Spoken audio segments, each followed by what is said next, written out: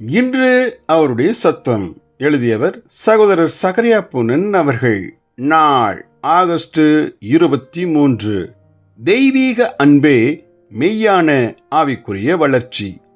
எல்லா ஆவிக்குரிய வளர்ச்சிக்கும் பிரதானமான ஒரே ஆதாரம் அகாபே அன்பில் வளர்ந்திடும் வளர்ச்சிதான்.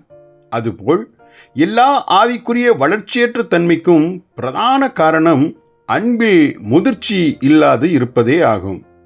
எனவே எல்லா ஆவிக்குரிய தோல்விக்கும் பிரதான காரணம் அன்பிலே ஏற்படும் வீழ்ச்சியே ஆகும்.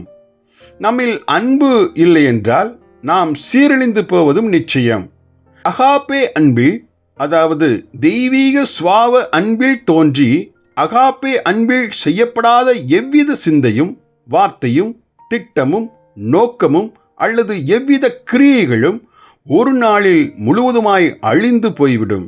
அதாவது அன்பில்லாத எந்த கிரியைகளும் தங்களை தாங்களே அழித்து கொள்ளும். அகாபே அன்பு ஜெயிக்க முடியாத எந்த பிரச்சனையும் இல்லை.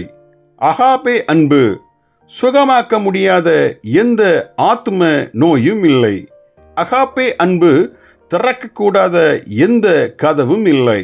அகாபே அன்பு பாலம் அமைக்க முடியாத எந்த பிளவும் இல்லை. அகாபே அன்பு உடைத்திட முடியாத எந்த தடைச்சுவரும் இல்லை. அகாபே அன்பு மீட்டிட முடியாத எந்த பாவியும் இல்லை. ஆம், நீங்கள் மாத்திரம் இந்த அகாபே அன்பினால் நேசிக்க கற்றுக்கொண்டால் போதும். இவ்வுலகில் சொல்லி முடியாத மகிழ்ச்சியும் வலிமை கொண்டவர்களாயும் மாறுவீர்கள் என்பது திண்ணம்.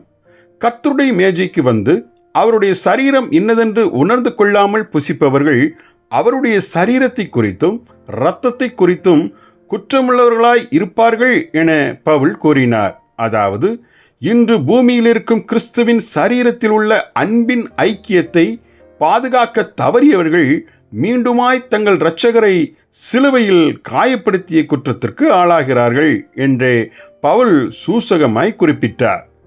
ஒன்றாய் ஐக்கியப்பட்டிருக்கும் கிறிஸ்துவின் சரீரத்திற்கு ஊறு விளைவிப்பவர்கள் அன்று சிலுவையில் தொங்கிய ஆண்டவரின் சரீரத்தில் ஏற்பட்ட அதே வழியைத்தான் இன்று மீண்டும் அவருக்கு தருகிறார்கள் என பவுல் கூறினார்.